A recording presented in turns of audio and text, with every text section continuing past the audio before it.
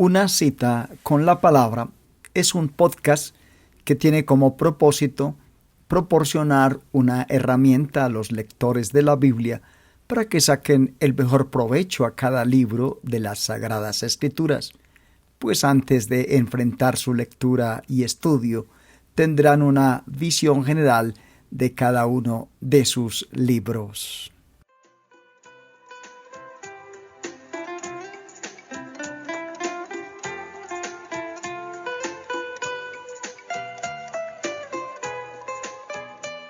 Bienvenidos a nuestro podcast, Evangelio de Mateo, segunda parte. Cada uno de los escritores de los Evangelios seleccionó su material de la vida de Cristo para ajustarse a sus propios propósitos. Naturalmente, algunos relatos o enseñanzas serían seleccionados por más de un autor. Por ejemplo, los 4 escritores evangélicos incluyen la milagrosa alimentación de los 5,000, pero otros materiales se encuentran solo en un evangelio. En el caso de Mateo, alrededor del 42% de su material es singular. Esto es, el 42% solo se encuentra en Mateo. Este 42% incluye milagros, enseñanzas y acontecimientos. Jesús obró cientos de milagros, pero solo 36 son explicados de manera detallada en los evangelios. De estos 36 milagros, Mateo registra 20, además de 20 pasajes que resumen milagros de Jesús. Por ejemplo, 4:23 y 24, 8:16, 9:35. De los 20 milagros registrados por Mateo, solo 4 son singulares de su evangelio: la curación de los 2 ciegos, la curación del mudo endemoniado, la liberación del endemoniado ciego y mudo, y el pez con la moneda en la boca. Alrededor del 60% del evangelio de Mateo está dedicado a las enseñanzas del Señor Jesús. En Mateo hay 6 discursos principales. Es difícil decidir cuántos de estos discursos son totalmente singulares de Mateo, porque muchos de los temas que se dan en estos discursos aparecen en los otros evangelios. Pero la extensión de estos discursos hace diferente a Mateo de Marcos y de Lucas. Juan también registra extensas enseñanzas de Cristo, pero se trata de diferentes discursos. Los 6 discursos principales en Mateo son el Sermón del Monte, la comisión a los 12 apóstoles, las parábolas del reino, la enseñanza acerca de la grandeza y del perdón, la reprensión a los líderes religiosos y el discurso del Monte de los Olivos. Hay 12 parábolas en Mateo que no aparecen en ningún otro lugar, la mayoría de las cuales están incorporadas en los 6 principales discursos acabados de mencionar. Sin embargo, 3 de ellas son o no están en estos discursos principales. Son los obreros contratados para trabajar en la viña, el hombre que pidió a sus 2 hijos que trabajasen y la fiesta de bodas del rey. Mateo incluye también ciertos acontecimientos en su evangelio que no se encuentran en ningún otro lugar. Algunos de sus contribuciones singulares son la genealogía de Cristo, la historia de los magos, la matanza de los bebés de Belén, la huida con el niño Jesús a Egipto, la experiencia de Pedro de andar sobre el agua, la contestación de Cristo a la confesión de Pedro, acontecimientos relacionados con Judas Iscariote, acontecimientos relacionados con la resurrección, la vigilia de las mujeres en el sepulcro, el soborno de los soldados del sepulcro, la aparición de Cristo a las mujeres.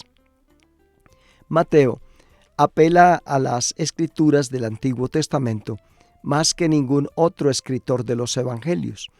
Hay 53 citas directas y 76 alusiones a la fraseología del Antiguo Testamento. La mayoría de las citas y alusiones salen de boca del Señor Jesús, 89 de las 129. El resto forma parte de la narración de Mateo. Es interesante observar que en la inmensa mayoría de las citas, el Antiguo Testamento fue empleado por Mateo y Cristo en un sentido literal, presentando atención al sentido gramatical e histórico. Con mucho, el uso principal del Antiguo Testamento en Mateo lo fue en su sentido literal, sin la alegorización característica de la exégesis rabínica. El poco uso, relativamente hablando, de la tipología que se encuentra en las secciones narrativas del autor no es imaginativo, sino que refleja la sensibilidad ante la naturaleza de la profecía. Por cuanto Mateo destaca la condición de rey de Jesús, no es sorprendente que su evangelio habla a menudo del reino, unas 38 veces. La palabra para reino es el término griego basileia. Es un nombre que tiene la idea de soberanía, poder regio, dominio. Tal como se emplea en las Escrituras, contiene 3 elementos básicos. Primero, un gobernante con una autoridad y poder adecuados. Segundo, un reino de sujetos que han de ser gobernados. Y tercero, el ejército efectivo de la función de gobierno. Por lo general, el reino hace referencia al gobierno de Dios sobre su creación. Hay diversos aspectos de este reino que se pueden observar en Mateo. Hay un reino espiritual. El reino espiritual, que está estrechamente relacionado con el reino universal de Dios, está compuesto por los escogidos de todas las edades que han experimentado un renacimiento por el poder del Espíritu Santo.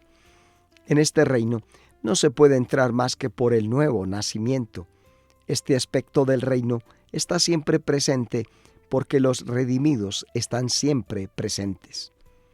La palabra reino tiene también que ver con el reino literal, terrenal del Mesías, que también recibe el nombre de el milenio. Este reino terrenal es un cumplimiento del pacto que Dios hizo con el rey David. Es el Señor Jesús quien en el futuro reinará como rey, cumpliendo la promesa de Dios. De esta fase del reino se proclamó que se ha acercado, cuando Jesús vino la primera vez. Fue este aspecto del reino que fue ofrecido a Israel y que fue consiguientemente rechazado por la nación.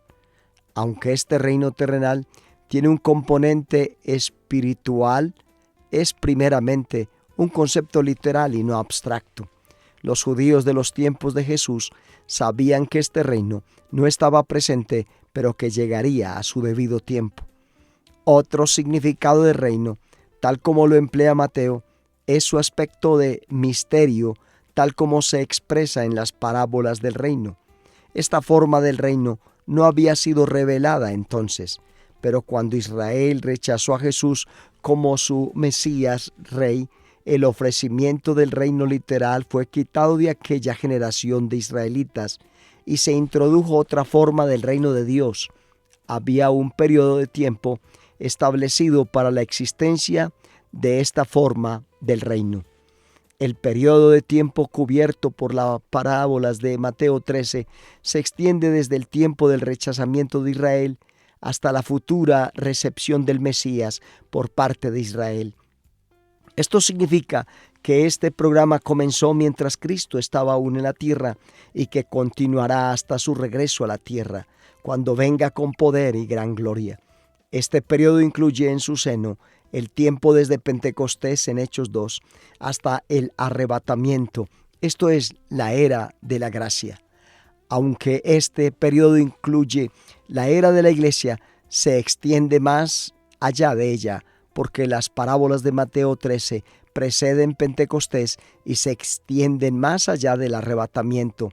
Muestra la forma hasta entonces no revelada en la que el gobierno teocrático de Dios iba a ser ejercido en una edad previamente no revelada, pero necesitada por el rechazo de Cristo por parte de Israel. Así, es cosa cierta que Mateo habla de un reino presente, pero también de una forma del reino que es aún futura. Jesús es rey ahora, pero su condición regia también reside en el futuro.